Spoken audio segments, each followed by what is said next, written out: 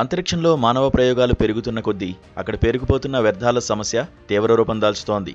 తాజాగా అమెరికాకు చెందిన ప్రముఖ అంతరిక్ష సంస్థ స్పేస్-ఎక్స్ తయారు చేసిన ఒక రాకెట్ పైభాగం కంట్రోల్ తప్పి నేరుగా చంద్రుడిని ఢీకొట్టే దిశగా దూసుకువెళ్తోంది.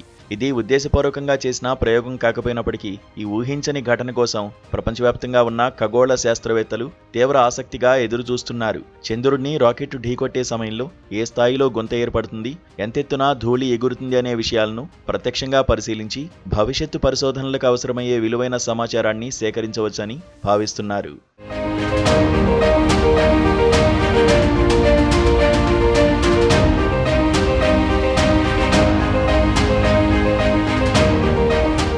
గతేడాది జనవరిలో 2 ప్రైవేటు చంద్రయాన ల్యాండర్లను సురక్షితంగా అంతరిక్షంలోకి తీసుకువెళ్లిన తర్వాత ఈ రాకెట్ పైభాగం పని పూర్తయి ఖాళీగా అంతరిక్షంలోనే తేలియాడుతోంది. అయితే దాని కక్షను మార్చే అవకాశం లేకపోవడంతో అది చంద్రుడి గురుత్వాకర్షణకు లోనై అటువైపు వేగంగా దూసుకెళ్తోంది. బుధవారం నాటికి ఇది చంద్రుడి పశ్చిమ అంచున ఉన్న ఐన్స్టీన్ క్రేటర్ అనే ప్రాంతంలో గంటకు సుమారు 8700 కిలోమీటర్ల కనీవిని ఎరుగని వేగంతో ఢీకొడుతుందని నిపుణులు అంచనా వేస్తున్నారు. ఈ ఘోరమైన ఢీకొనడం వల్ల చంద్రుడి ఉపరితలంపై దాదాపు 27 మీటర్ల వెడల్పు, 5 మీటర్ల లోతు ఉన్న ఒక కొత్త గుంత ఏర్పడే అవకాశం ఉంది.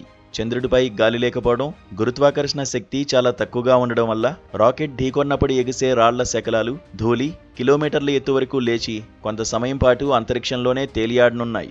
నాసాకు చెందిన లోనార్ రేకనైసెన్స్ ఆర్బిటర్తో పాటు దక్షిణ కొరియాకు చెందిన డన్నురీ వ్యోమనౌకలు ఈ అరుదైన దృశ్యాలను చిత్రీకరించేందుకు సిద్ధమయ్యాయి. మానవ నిర్మిత రాకెట్ అనుకోకుండా చంద్రుడిని ఢీకొట్టడం ఇది రెండోసారి మాత్రమే. భవిష్యత్తులో చంద్రుడిపై మానవ స్థావరాలు ఏర్పాటు చేసినప్పుడు ఇలాంటి అంతరిక్ష వ్యర్థాల వల్ల ఎంత ప్రమాదం పొంచి ఉందో ముందే అంచనా వేయడానికి ఈ ఘటన శాస్త్రవేత్తలకు ఒక గొప్ప అవకాశంగా మారనుంది.